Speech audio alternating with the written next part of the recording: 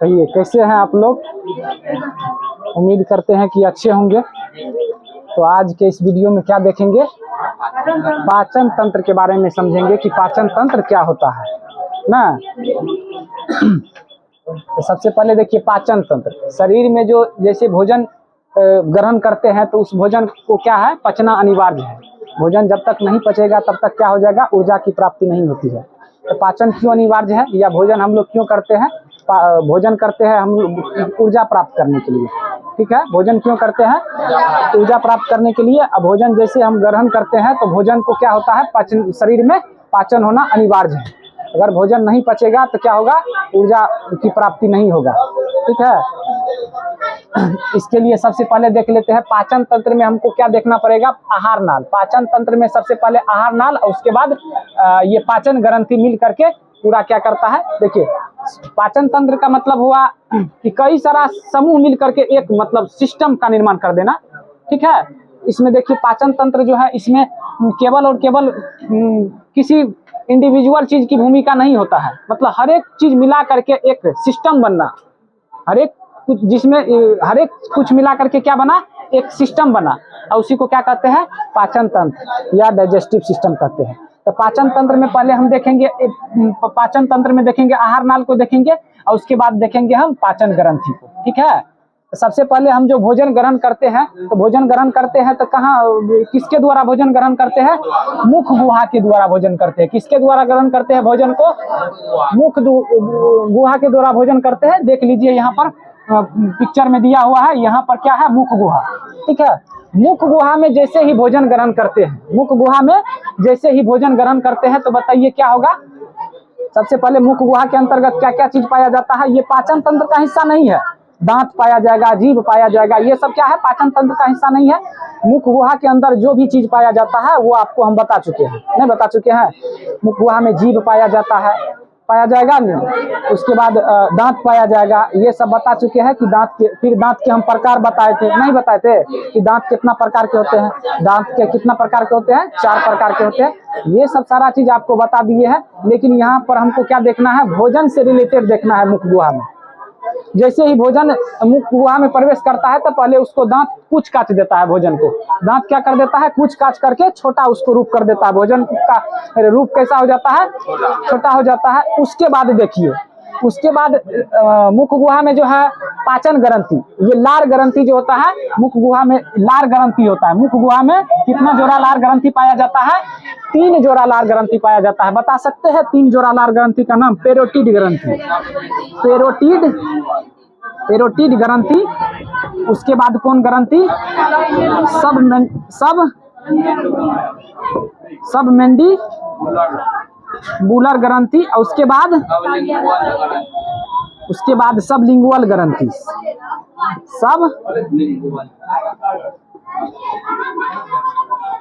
सब लिंगुअल ग्रंथि। ये मुख गुहा में कितनी जोड़ी ग्रंथि पाई जाती है? 3 जोड़ी ग्रंथि पाई जाती है, जिनका नाम लिख दिए हैं, पेरोटिड ग्रंथि, सब मैंडिबुलर ग्रंथि, और उसके बाद सब लिंगुअल ग्रंथि। ये 3 जोड़ी ग्रंथि पाई जाती है मुख गुहा में। सबसे बड़ी अगर पूछ दिया जाएगा तो क्या हो जाएगा, पेरोटिड ग्रंथि। सबसे बड़ी ग्रंथि क्या होता है? पेरोटिड ग्रंथि। ये ग्रंथि जो होता है ये किसको रिलीज करता है? एंजाइम को रिलीज करता है। किसको रिलीज करता है? एंजाइम को रिलीज करता है। ठीक है, लार के द्वारा, लार जो होता है ये भोजन को क्या करता है, भोजन को गीला करता है, और उसमें लार ग्रंथि में क्या पाया जाता है? एंजाइम पाया जाता है। क्या पाया जाता है? एंजाइम पाया जाता है, जो भोजन को क्या करता है? पचाने का काम करता है। समझ में आए? लार ग्रंथि में जो एंजाइम पाया जाता है, उस एक एंजाइम का नाम है लाइसोजाइम। क्या है? लाइसोजाइम। जैसे ही भोजन मुंह में प्रवेश करता है तो ये लाइसोजाइम क्या करता है, कीटाणु को, भोजन में जो मौजूद रहता है कीटाणु, उसको क्या करता है, कीटाणु को ये नष्ट कर देता है। कीटाणु को क्या कर देता है, ये नष्ट कर देता है। लाइसोजाइम क्या करता है, कीटाणु को नष्ट कर देता है। समझ में आया?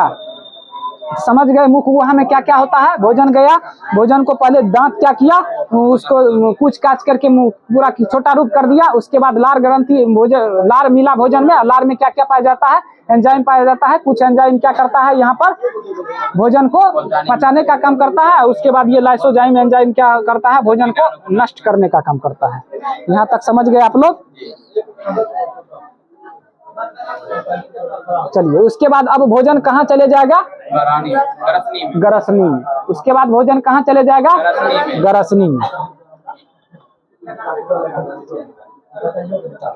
एक चीज और समझ लीजिए, टाइलिन एंजाइम, टाइलिन होता है, टाइलिन, टाइलिन लार में एक और एंजाइम पाया जाता है, टाइलिन। क्या पाया जाता है, टाइलिन एंजाइम पाया जाता है। ये टाइलिन एंजाइम क्या करता है, भोजन को मतलब गीला कर देता है। उसके बाद उसमें से भोजन में जो रहता है स्टार्च, भोजन में क्या रहता है, स्टार्च, उसको पचाने का काम करता है। स्टार्च के मतलब समझे, स्टार्च, स्टार्च के मतलब क्या समझे, मंड इसको कह सकते हैं या चोकर कह सकते हैं। इसको क्या कह सकते हैं, चोकर को देखे आप लोग, आटा में जो चोकर होता है उसी को कहते हैं, मतलब क्या कहते हैं, मतलब स्टार्च कहते हैं। तो ये टाइलिन एंजाइम जो होता है किसको पचाने का कार्य करता है, मुख गुहा में स्टार्च यानी कार्बोहाइड्रेट, उसको पचाने का कार्य करता है। ये समझ में आया। टाइलिन का क्या काम है, टाइलिन का काम है कि मुख गुहा में स्टार्च का पाचन करना, मुख गुहा में स्टार्च का पाचन करना। यहाँ तक समझ में आ गया होगा। अब आगे बढ़ते हैं। अब भोजन कहाँ चले जाता है, गरसनी में। भोजन कहाँ चले जाता है, गरसनी में। गरसनली में दो छिद्र होते हैं, पता है गरसनली के कितने छिद्र होते हैं, दो छिद्र होते हैं। पहला क्या हुआ, निगल द्वार, दूसरा कंठ द्वार। पहला क्या, निगल द्वार, दूसरा क्या, कंठ द्वार। बताइए भोजन किस रास्ते, किस में जाएगा, भोजन गरसनी से किस में प्रवेश करेगा, निगल द्वार। और निगल द्वार कहाँ पे खुलेगा, गरसनली में, गरासनली में। निगल द्वार कहाँ पर खुल जाएगा, इसके कितना प्रकार, गरसनली में कितना छिद्र होते हैं, दो छिद्र होते हैं। एक छिद्र होता है निगल द्वार, ठीक है, और दूसरा क्या होता है इसका, दूसरा होता है कंठ द्वार, कंठ द्वार। तो निगल द्वार, ये निगल द्वार कहाँ पे जाकर के खुल जाता है, गरासनली में। और कंठ द्वार कहाँ जाकर के खुल जाता है, श्वास नली में। ठीक है, कंठ द्वार कहाँ जाकर के, श्वास नली में। यहाँ पर हम श्वसन नहीं पढ़ रहे हैं, श्वसन पढ़ेंगे अगला चैप्टर में, तब आपको इस बताएंगे। याद रखिएगा, जैसे ही भोजन निगल द्वार में जाता है, निगल द्वार में प्रवेश करता है, तो कंठ द्वार पर एक क्या पाया जाता है, एक पट्टी पाया जाता है, जिसको क्या कहा जाता है, एपिग्लोटिस पाया जाता है। भोजन जैसे जा रहा होता है निगल द्वार के रास्ते गरासनली में, भोजन जैसे जा रहा होता है निगल द्वार के रास्ते गरासनली में, तो क्या हो जाता है, कंठ द्वार पर एक पट्टी के रूप में रहता है एपिग्लोटिस, उसको ढक लेता है कंठ द्वार को। ठीक है, ताकि भोजन कंठ द्वार में, कंठ द्वार के रास्ते श्वास नली में ना प्रवेश कर जाए। कभी कभी क्या हो जाता है, कंठ द्वार के रास्ते भोजन का कुछ टुकड़ा ये कंठ द्वार के रास्ते श्वास नली में पहुंच जाता है, तो क्या आ जाता है, जोर से देखते होंगे आप लोग, हिचकी आ जाता है, आंख उख में पानी सा भर जाता है ना। तो वही होता है कि जैसे ही निगल द्वार के रास्ते भोजन आता है, गरासनली में प्रवेश करता है, उसी समय ये कंठ द्वार को ढक कौन लेता है, एपिग्लोटिस नामक पट्टी ढक लेता है, जो भोजन को श्वास नली में जाने से रोक देता है। ठीक है, तो चलिए, या अब भोजन कहाँ, निगल द्वार के रास्ते कहाँ, निगल द्वार कहाँ पे खुला, गरासनली में। गरासनली के बारे में आप दो चीज याद रखिएगा। गरासनली से क्वेश्चन क्या पूछा जाता है, दो क्वेश्चन पूछा जाता है। सबसे पहले गरासनली में भोजन का पाचन नहीं होता है, सबसे पहले गरासनली में भोजन का पाचन नहीं होता है, इसको याद रखिएगा। दूसरा होता है, एक बता सकते हैं दूसरा क्या होता है, दूसरा होता है कर्मानुकुंचन गति। गरासनली में कैसा गति देखने को मिलता है, कर्मानुकुंचन गति देखने को मिलता है। ये कर्मानुकुंचन गति क्या होता है बता सकते हैं आप लोग।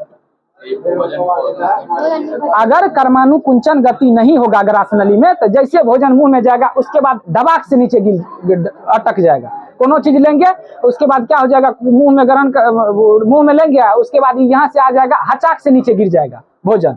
अगर कर्मानुकुंचन गति नहीं होगा गरासनली में, हचाक से गिर जाएगा तो डायरेक्ट अमाशय को मतलब थोड़ा सा कष्ट पहुंचेगा ना। एकाएक भोजन जो गिरेगा तो थोड़ा सा चोट सा महसूस होगा अमाशय में, नहीं होगा। भोजन गया हचाक से नीचे गिर जाएगा तो अमाशय में चोट जैसा में फील होगा, होगा कि नहीं होगा। इसीलिए गरासनली में कर्मानुकुंचन गति देखने को मिलता है। कर्मानुकुंचन गति जैसे एक सर्प को ले लेते हैं, सर्प जैसे मेढक को गिरता है तो क्या होता है, जैसे जैसे ये पीछे की ओर बढ़ते जाता है मेढक, तो पीछे से क्या होता है, पीछे से मतलब क्या होता है, संकुंचन होते जाता है। सुटकना जिसको कहते हैं, संकुंचन होता है, आगे फैलते जाता है। मेढक जो होता है, मेढक आगे बढ़ते जाता है। इधर से पीछे क्या होता है, क्या होता है, पीछे मतलब सिकुड़न सा होते जाता है, ठीक है। यानी मतलब एकाएक भोजन को नहीं देता है गिरने के लिए ना, सिकुड़न मतलब संकुंचन, शिथिलन, इस टाइप से भोजन धीरे धीरे बढ़ता है।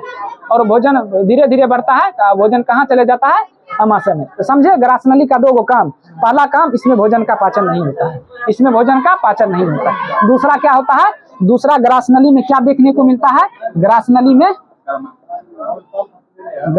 में पाचन नहीं होता है, पाचन नहीं होगा। और दूसरा क्या देखने को मिलता है, दूसरा कर्मानुकुंचन गति, कुंचन गति देखने को मिलता है। बस यही तो याद रखिएगा।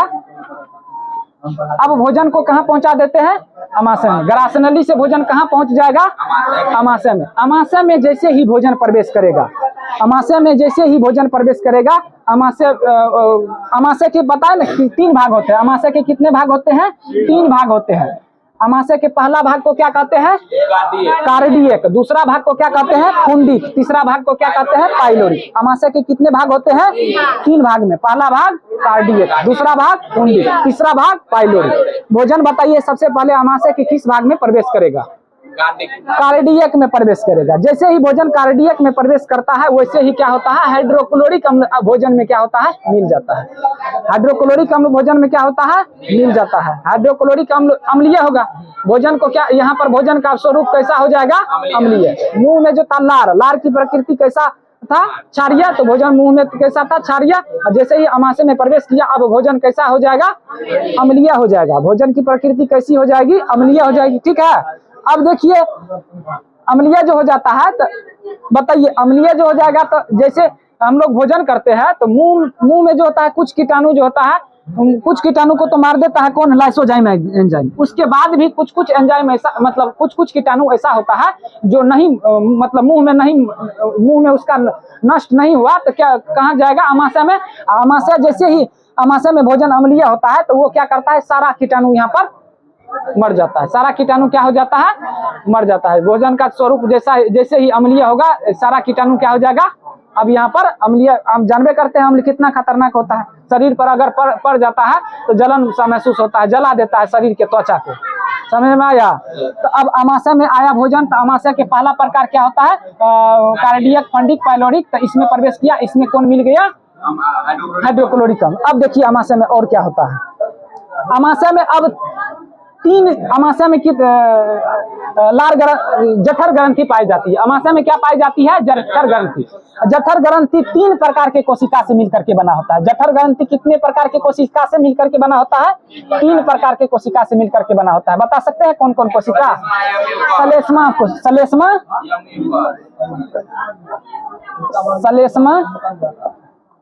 दूसरा क्या होता है, अम्लजन, और क्या, जाइमोजिन। जठर ग्रंथि कितनी प्रकार की कोशिका से मिलकर के बनी होती है, 3 प्रकार की कोशिका से मिलकर के बनी होती है। सलेस्मा या म्यूकस, अम्लजन, तीसरा क्या होता है, जाइमोजिन होता है। हालांकि इसमें से अम्लजन इसके द्वारा हाइड्रोक्लोरिक अम्ल का स्राव होता है। हाइड्रोक्लोरिक अम्ल का स्राव किसके द्वारा होता है, अम्लजन के द्वारा स्राव होता है, हाइड्रोक्लोरिक अम्ल के द्वारा। अब देखिए ये 3 प्रकार के कोशिका मिलकर के, 3 प्रकार के कोशिका मिलकर के एक रस का स्राव करती है। 3 प्रकार की कोशिका मिलकर के एक रस का स्राव करती है, जिसको क्या कहा जाता है, जठर रस कहा जाता है। तो जठर रस का स्राव किसके द्वारा होता है, जठर ग्रंथि से। जठर रस का स्राव जठर ग्रंथि से स्राव होता है। और ये 3 प्रकार के कोशिका सामूहिक रूप से मिलकर के एक रस का स्राव करता है, जिसको हम कहते हैं जठर रस। बताइए प्रतिदिन कितना जठर रस का स्राव होता है, 3 लीटर जठर रस का स्राव होता है। यहाँ तक समझ में आ गया। अब देखिए होता क्या है, जठर रस का स्राव हुआ, जठर रस में क्या क्या पाया जाता है बता सकते हैं, हाइड्रोक्लोरिक अम्ल पाया जाएगा, सलेस्मा या म्यूकस पाया जाएगा, और निष्क्रिय पेप्सिनोजेन क्या पाया जाएगा। जठर रस में कौन 3 को चीज पाया जाएगा, पहला क्या पाया जाएगा, हाइड्रोक्लोरिक अम्ल, दूसरा सलेस्मा या म्यूकस, तीसरा क्या हो जाएगा, निष्क्रिय पेप्सिनोजेन। निष्क्रिय पेप्सिनोजेन ये 3 प्रकार के, मतलब जठर रस में ये 3 प्रकार के मतलब पाया जाता है, ठीक है। अब ये 3 प्रकार में से जो होता है, ये निष्क्रिय पेप्सिनोजेन को सक्रिय पेप्सिन में बदलना जरूरी रहता है, क्योंकि निष्क्रिय पेप्सिनोजेन जो है ये प्रोटीन का पाचन नहीं करेगा जब तक इसको सक्रिय पेप्सिन में नहीं बदलेगा। तो बताइए ये निष्क्रिय पेप्सिनोजेन को सक्रिय पेप्सिनोजेन में कौन बदलने का कार्य करता है? हाइड्रोक्लोरिक अम्ल क्या करता है? निष्क्रिय पेप्सिनोजेन को सक्रिय पेप्सिन में बदल देता है। और उसके बाद ये क्या होता है? सक्रिय पेप्सिन प्रोटीन का पाचन करता है। सक्रिय पेप्सिन क्या करता है? प्रोटीन का पाचन करता है। यहाँ तक समझ में आ गया होगा। जठर रस में 3 चीज पाया जाता है। क्या पाया जाता है? फिर से बोलिए। सेलेस्मा या म्यूकस। उसके बाद जठर रस में कर रहे हैं हाइड्रोक्लोरिक अम्ल निष्क्रिय पेप्सिनोजेन। इस निष्क्रिय पेप्सिनोजेन को सक्रिय पेप्सिनोजेन में हाइड्रोक्लोरिक अम्ल इसको बदल देता है। अब सक्रिय पेप्सिन आ गया तो ये क्या करेगा? प्रोटीन का पाचन करेगा। सक्रिय पेप्सिन क्या करता है? प्रोटीन का पाचन करता है। समझ में आ गया होगा। देखिए यहाँ पर जो है अमाशय जो है, अमाशय में बता दिए कि जठर ग्रंथि पाया जाता है, उससे जठर रस स्राव होता है। ठीक है, जठर रस जो होता है ये क्या होता है बताइए? प्रतिदिन 3 लीटर स्राव होता है ना। अब देखिए होता क्या है, जैसे मनुष्य लंबे समय तक क्या होता है? भूखे रहता है। ठीक है, ये थोड़ा सा एक पॉइंट बता रहे हैं यहाँ पर। जैसे अगर मनुष्य लंबे समय तक भूखे हो जाता है तो ये सेलेस्मा से जो क्या स्रावित होता है? सेलेस्मा कोशिका से सेलेस्मा स्रावित होता है, म्यूकस स्रावित होता है। ये म्यूकस क्या करता है? हाइड्रोक्लोरिक अम्ल से अमाशय की दीवार को रक्षा करता है। सेलेस्मा क्या करता है? सेलेस्मा या म्यूकस क्या करता है? हाइड्रोक्लोरिक अम्ल से अमाशय की दीवार को रक्षा करता है। ठीक है, जब हम लंबे समय तक भोजन नहीं करते हैं तो हाइड्रोक्लोरिक अम्ल का स्राव मतलब अधिक हो जाता है और इसका स्राव घट जाता है, म्यूकस का स्राव घट जाता है। अब बताइए सेलेस्मा की दीवार को अंदर से घेरे रहता है, मतलब अमाशय की दीवार को अंदर से घेरे रहता है म्यूकस। हाइड्रोक्लोरिक अम्ल का स्राव बढ़ जाएगा और म्यूकस का स्राव घट जाएगा। क्या हो जाएगा? अब हाइड्रोक्लोरिक अम्ल अमाशय की दीवार को क्षति पहुंचाएगा कि नहीं पहुंचाएगा? हाइड्रोक्लोरिक अम्ल अमाशय की दीवार को क्षति पहुंचाने लगता है और उसके बाद क्या हो जाता है? अमाशय की दीवार में घाव हो जाता है। इस घाव को क्या कहा जाता है? आप लोग बता सकते हैं? इस घाव को कहा जाता है पेप्टिक अल्सर। समझ में आ गया। अब चलिए अमाशय में बस इतना ही प्रोसेस होता है। अब भोजन कहाँ चले जाता है? अमाशय से भोजन छोटी आंत में प्रवेश करता है। छोटी आंत के किस भाग में प्रवेश करता है? गरानी में। अब छोटी अमाशय से भोजन कहाँ प्रवेश करता है? छोटी आंत में। बता सकते हैं छोटी आंत की लंबाई छोटी आंत की लंबाई बताइए? 6 मीटर होता है। छोटी आंत की लंबाई, चौड़ाई 2.5 सेंटीमीटर होता है। चौड़ाई कितना सेंटीमीटर होता है? छोटी आंत के कितना भाग है बताइए? छोटी आंत के कितना भाग है? 3 भाग। अब इसको हम मिटा दे, एक बार छोटी आंत को देखते हैं।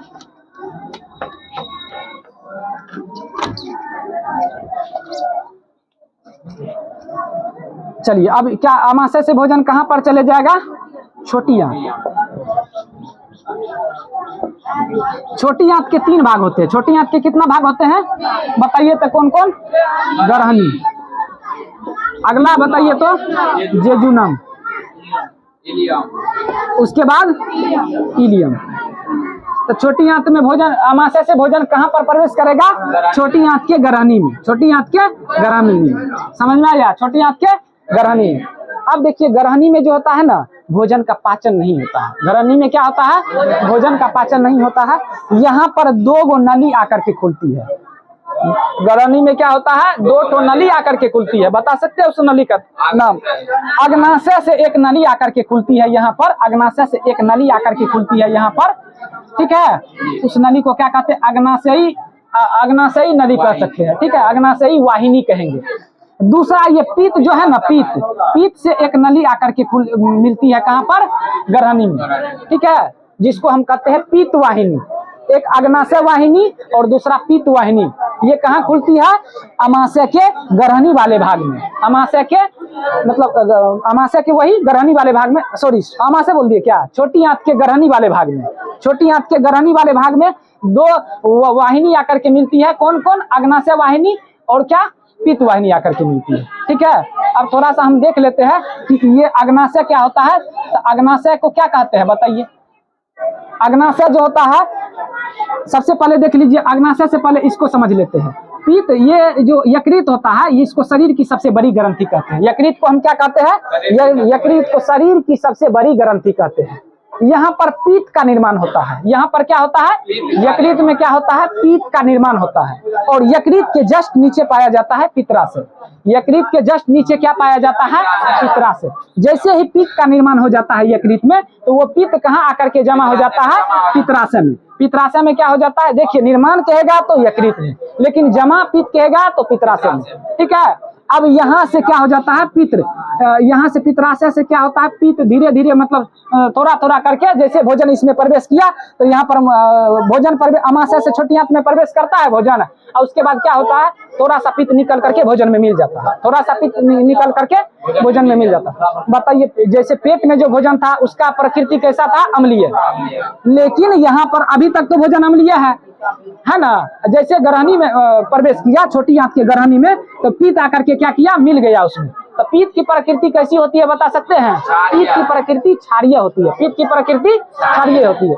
ये बहुत तीखा होता है पीत। मुर्गा की जैसे मुर्गा जो कटिंग होता है ना, तो पीत कभी कभी कट जाता है। अब पीत कभी कभी कट करके उसमें मांस में मिल जाता है, पूरा मांस से बर्बाद हो जाता है। इतना उसका स्वाद मतलब कड़वा टाइप से होता है, पूरा मांस से बर्बाद कर देता है। तो पीत की प्रकृति कैसी होती है? क्षारीय। जैसे ही अमाशय से भोजन छोटी आंत में प्रवेश करता है, तो पीत आकर के भोजन में मिल जाता है। अब भोजन का प्रकृति कैसा हो गया? क्षारीय। भोजन का प्रकृति क्षारीय हो जाता है। तो यकृत से पित्त बना, जाकर के पित्राशय में जमा हो गया। अब पित्राशय से धीरे धीरे क्या हो जाएगा? पित्त छोटी आंत के ग्रहणी में प्रवेश करेगा कि नहीं करेगा? अब यहाँ पर एक बात समझिए कि पित्त के हम दो काम पहले हम आगे देखेंगे, ग्रहणी जेजुनम इलियम का आगे देखेंगे, लेकिन यहाँ पर ग्रहणी में आकर पित्त जो आकर के मिलता है, इसके दो कार्य है। इसके मुख्य कितना कार्य है? पित्त के दो मुख्य कार्य है। पहला, भोजन को क्षारीय बना देना। पहला, भोजन को क्षारीय बना देना। बता सकते हैं भोजन को क्यों क्षारीय बना देते हैं? भोजन को अगर पित्त क्षारीय नहीं बनाएगा, तो अग्नाशय से जो एंजाइम रिलीज होगा वो क्रिया नहीं करेगा। ठीक है। अग्नाशय जिससे जो एंजाइम निकलेगा वो क्या होगा? भोजन को पचाने का कार्य नहीं करेगा। तो इसको पित्त को भोजन को क्या बना देती है? भोजन को क्षारीय बना देती है, ताकि अग्नाशयी रस उस भोजन पर क्रिया कर सके। दूसरा देखिए, पित्त का बहुत इंपॉर्टेंट काम है कि भोजन में जो होता है वसा के बड़े बड़े कण, उसको क्या कर देता है? ये पित्त उसको छोटे कण के रूप में परिवर्तित कर देता है। इसको कहा जाता है, क्या कहा जाता है? पाइसीकरण, इमल्सिफिकेशन। तो समझे, दो काम, भोजन को क्षारीय बना देना, और दूसरा क्या काम है कि भोजन में जो वसा के बड़े बड़े कण रहता है उसको छोटे छोटे कण में परिवर्तित कर देना। इसी को कहा जाता है वसा का पाइसीकरण या इमल्सिफिकेशन। जब तक ये इमल्सिफिकेशन नहीं होगा, तब तक छोटी आंत में क्या होगा? वसा का पाचन ही नहीं होगा। तो यहाँ पर वसा का पाचन मतलब इमल्सिफिकेशन कौन करता है? इमल्सिफिकेशन कौन करता है? पित्त करता है। तो पित्त के दो काम समझ गए। अब देख लेते हैं अग्नाशय। अब क्या देख लेते हैं? अग्नाशय। अग्नाशय से नली निकलती है, जाकर के कहाँ पर ये नली मिल जाती है? तो छोटी आंत के ड्यूडेनम वाले भाग में, यानी ग्रहणी वाले भाग में। अब देखिए, अग्नाशय के बारे में थोड़ा सा देख लेते हैं।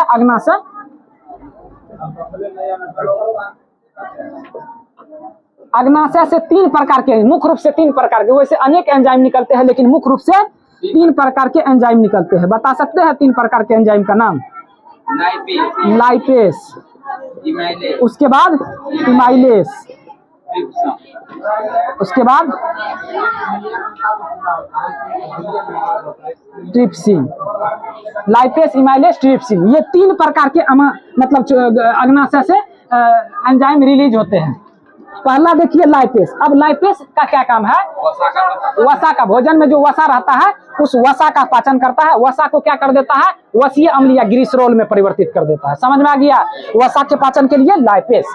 इमाइलेस क्या करता है? स्टार्च का पाचन करता है। अब स्टार्च का पाचन देखिए, मुखे से शुरू हुआ था। मुख में भी तो एक एंजाइम पाया जाता था लार में, क्या? लाइसोजाइम एंजाइम, सॉरी लाइसोजाइम नहीं, टाइलिन एंजाइम। वो मतलब स्टार्च का पाचन किए थे। लेकिन उसके बावजूद भी देखिए वसा कितना जटिल होता है। वसा का पाचन यहाँ छोटी आंत तक होता है। ठीक है। तो ये वसा क्या बता रहे थे? स्टार्च, हम स्टार्च बता रहे थे।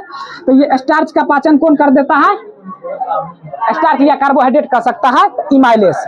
ये क्या करता है? ट्रिप्सिन, ये प्रोटीन का पाचन करता है। ट्रिप्सिन क्या करता है? प्रोटीन का पाचन करता है। प्रोटीन को क्या किस में बदल देता है? पेप्टोन या पॉलीपेप्टाइड में बदल देता है। तो समझ में आया?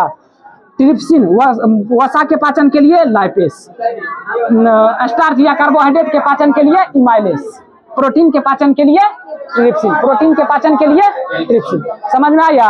अच्छा एक बात और समझ लीजिए, ये अपने आप निकल जाता है क्या? ये पीत से जो पीत, उसके बाद अग्नाशय से, पित्राशय से पीत, अग्नाशय से जो ये 3 प्रकार के एंजाइम निकलता है, क्या ये अपने आप रिलीज हो जाता है? नहीं होता है। छोटी आंत के ड्यूडेनम में, छोटी आंत के ड्यूडेनम में दो प्रकार के हार्मोन्स रिलीज होता है। छोटी आंत के ड्यूडेनम में कितना प्रकार के हार्मोन्स रिलीज होता है? 2 प्रकार के हार्मोन। इसको सुनिए लीजिए ध्यान से, ये जब अगला क्लास में जाइएगा तब मिलेगा आपको पढ़ने के लिए। छोटी आंत के ड्यूडेनम वाले भाग में 2 प्रकार के हार्मोन, एंजाइम नहीं हार्मोन, 2 प्रकार के हार्मोन रिलीज होते हैं। पहला हार्मोन का नाम है कोलिसिस्टोकाइनिन। पहला हार्मोन का नाम कोलिसिस्टोकाइनिन। ये कोलिसिस्टोकाइनिन क्या करता है? ये मतलब पित्राशय से पित्त को निकालने के लिए मतलब क्या करता है? उत्तेजित करता है। ये आदेश देता है। ड्यूडेनम वाले भाग में हार्मोन कोलिसिस्टोकाइनिन नामक हार्मोन पाया जाता है। वो हार्मोन क्या करता है? इसको पित्राशय से पित्त निकलने के लिए उत्तेजित करता है। समझ में आया?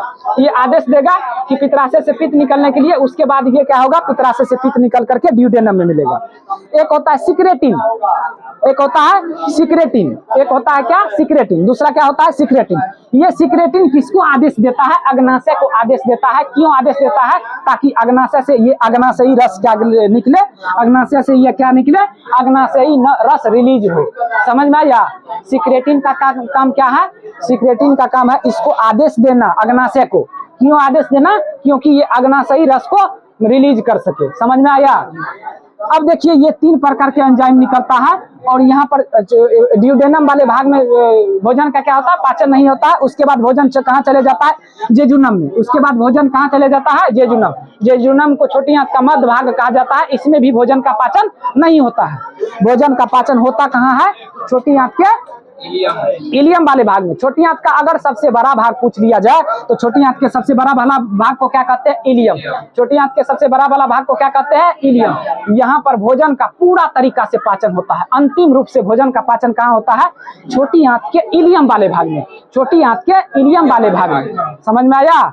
और देखिए ये तीनों को मिला दिया जाए 3 प्रकार के एंजाइम को, इसको कहा जाता है पूर्ण पाचक रस। इसको क्या कहा जाता है? पूर्ण पाचक रस। तो कहेगा पूर्ण पाचक रस कहाँ से स्रावित होता है? तो अग्नाशय से। ये तीनों प्रकार के एंजाइम निकल करके भोजन को पूरी तरीका से क्या कर देता है? पचा देता है। इसीलिए इसको क्या कहा जाता है? पूर्ण पाचक रस। पूर्ण पाचक रस। समझ में आया? तो अब छोटी आंत के बड़ी इलियम वाले भाग में क्या हो जाता है? भोजन का पूरा तरीका से पाचन हो जाता है। और छोटी आंत के दीवार में आंत रस पाया जाता है। आंत रस भी निकल करके भोजन को, आंत रस भी क्या करता है? भोजन को पचाने में मदद करता है। इधर से आंत रस, इधर से क्या कहते हैं? लाइपेज इमेल्स्ट्रिप्सिन जाकर के इलियम में भोजन को पूरी तरीका से अंतिम रूप से पचा देता है। अब देखिए यहाँ से 2 बात समझिए। पहला बात भोजन का पचा हुआ भाग, दूसरा भाग भोजन का अपचा हुआ भाग। तो भोजन का जो भाग पच जाता है, अब वो भाग छोटी आंत के इलियम में क्या होता है? एक विलाई, छोटी आंत के दीवार में विलाई नाम के कोशिका रहता है। छोटी आंत के दीवार में विलाई नाम के क्या होता है? इसको हम विली विली भी कहते हैं। इसको हम क्या कहते हैं?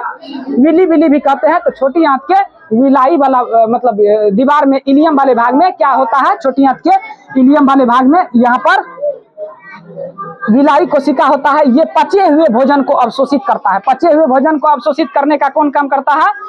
ये विलाई करता है। और भोजन को, पचे हुए भोजन को लेकर के उसके बाद ये रक्त को ट्रांसफर कर देता है। और रक्त से क्या होता है? भोजन का पचा हुआ भाग पूरा शरीर में फैल जाता है। बात समझ में आया? भोजन का अवशोषण कहाँ होता है? छोटी आंत में। भोजन का अवशोषण कहाँ होता है? छोटी आंत के भी किस भाग में? तो इलियम वाले भाग में। छोटी आंत के भी किस भाग में? तो इलियम वाले भाग में। समझ में आया? पचे हुए भोजन छोटी आंत की विलाई अवशोषित कर लेता है और ये अवशोषित करके रक्त को ट्रांसफर कर देता है। और रक्त से क्या हो जाता है? भोजन पूरा शरीर में वितरित हो जाता है, फैल जाता है। अब यहाँ तक समझ में आ गया होगा। अब जो भोजन नहीं पचा उसका क्या होगा? अब जो भोजन नहीं पचा वो अनपचा भोजन कहाँ चले जाएगा? देखिए अनपचा भोजन कहाँ चले जाएगा? बड़ी आंत में। अनपचा भोजन कहाँ चले जाएगा? अब इसके देखिए, अब अनपचा भोजन बड़ी आंत में चले जाएगा। तो बड़ी आंत के मुख्य रूप से 2 भाग होते हैं। बड़ी आंत के मुख्य रूप से 2 भाग होते हैं। पहला भाग का नाम बताइए। पहला भाग का, बड़ी आंत के मुख्य रूप से 2 भाग होते हैं। बड़ी आंत, थोड़ा सा हम बड़ी आंत के बारे में देख लेते हैं। बड़ी आंत के बारे में देख लेते हैं। पहला भाग इसका होता है कोलन और दूसरा भाग क्या होता है? रेक्टम। दूसरा भाग क्या होता है? रेक्टम। समझ में आया? तो रेक्टम क्या होता है, ये कोलन कहेगा, क्वेश्चन पूछा जाता है इनमें से कौन बड़ी आंत का भाग है, तो याद रखिएगा कोलन रेक्टम, कोलन और रेक्टम, बार बार क्वेश्चन पूछा गया इनमें से कौन बड़ी आंत का भाग है। छोटी आंत का दे देगा 3 गो, 1 ठो दे देगा बड़ी आंत का, पूछ लेगा आपसे इनमें से कौन बड़ी आंत का भाग है, तो कोलन और रेक्टम, बड़ी आंत का क्या भाग है, कोलन और रेक्टम। एक देखिए यहाँ पर देखिए पिक्चर को, ये है यहाँ पर छोटी आंत यहाँ है, बड़ी आंत यहाँ है। छोटी आंत और बड़ी आंत के जोड़ पर क्या पाया जाता है, सिक्कम। छोटी आंत और बड़ी आंत के जोड़ पर क्या पाया जाता है, सिक्कम पाया जाता है। समझ में आया, छोटी आंत और बड़ी आंत के जोड़ पर क्या पाया जाता है, सिक्कम पाया जाता है। तो एक तरीका से कहेगा सिक्कम भी किसका भाग है, तो बड़ी आंत का। सिक्कम भी किसका भाग है, तो हम यहाँ पर 3 गो चीज देख लिए, कोलन, रेक्टम और सिक्कम। ये क्या है, बड़ी आंत का एक तरीका से क्या कर सकता है, इसको भाग कर सकता है, ठीक है। उसके बाद देखिए बड़ी, ये सिक्कम के शीर्ष पर क्या होता है, सिक्कम के शीर्ष पर अपेंडिक्स होता है। सिक्कम के शीर्ष पर क्या होता है, अपेंडिक्स। इस अपेंडिक्स का बताइए मनुष्य में कोई कार्य है, इस अपेंडिक्स का मनुष्य के शरीर में कोई कार्य नहीं है। समझ में आया, जानवर सब में अपेंडिक्स का कार्य होता है, लेकिन मनुष्य के शरीर में अपेंडिक्स का कोई कार्य नहीं होता है। जब कोई कार्य नहीं होगा तो क्या कहिएगा इसको कहिएगा अवशेषी अंग। पूछा जाता है इनमें से कौन मनुष्य का अवशेषी अंग है, तो क्या बताइएगा, अपेंडिक्स। अपेंडिक्स क्या है, मनुष्य के अवशेषी अंग है। समझ में आ गया। अब देखिए भोजन क्या होता है, बड़ी आंत में पहुंच गया, तो यहाँ देखिए बड़ी आंत ये है ना, ये देखिए बड़ी आंत ये मोटी होती है, छोटी आंत से मोटी होती है, लेकिन बड़ी नहीं, लंबी नहीं होती है। लंबी होती है कौन, तो छोटी आंत। लेकिन देखिए बड़ी आंत क्या होता है, मोटी होता है। यहाँ से देख रहे हैं यहाँ तक, बड़ी आंत क्या होता है, मोटी होता है, ये देख रहे हैं। तो यहाँ पर मुख्य रूप से बड़ी आंत में भोजन का क्या होता है, जो अनपचे भोजन होते हैं ना, उससे जल अवशोषित हो जाता है। अनपचे भोजन से जल अवशोषित कौन करता है, बड़ी आंत। अनपचे भोजन से जल कौन अवशोषित करता है, बड़ी आंत। तो बड़ी आंत का मुख्य रूप से क्या कार्य है, अनपचे भोजन से जल को अवशोषित करना। उसके बाद जो भोजन से जल अवशोषित हो जाएगा, उसके बाद जो अनपचा भोजन होगा वो मल के रूप में मल द्वार के रास्ते शरीर से बाहर निकल जाएगा। यह है ना मल द्वार।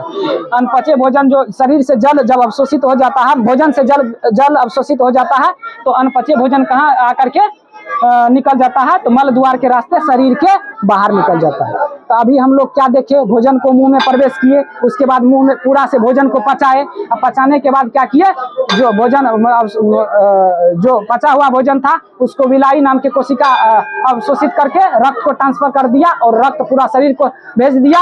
अनपचा भोजन बड़ी आंत में चले गया। अब बड़ी आंत में क्या हुआ, मुख्य रूप से भोजन से जल अवशोषित हुआ, और उसके बाद भोजन मल के रूप में मल द्वार के रास्ते क्या हुआ, शरीर से बाहर निकल गया। तो समझ में आ गया, पाचन तंत्र समझ में आ गया। ये सारी पूरा संरचना मिल करके, पूरा सिस्टम मिल करके एक तंत्र का निर्माण किया। इसी को क्या कहा जाता है, पाचन तंत्र। बताइए इससे और कोई क्वेश्चन है तो आप लोग पूछ सकते हैं। पाचन तंत्र से रिलेटेड अगर आपके मन में कोई विचार है तो आप व्यक्त कर सकते हैं, ठीक है। तो अब हम श्वसन की ओर बढ़ेंगे। अगला चैप्टर का क्या नाम है, श्वसन की ओर बढ़ेंगे। तो ठीक है, कितना देर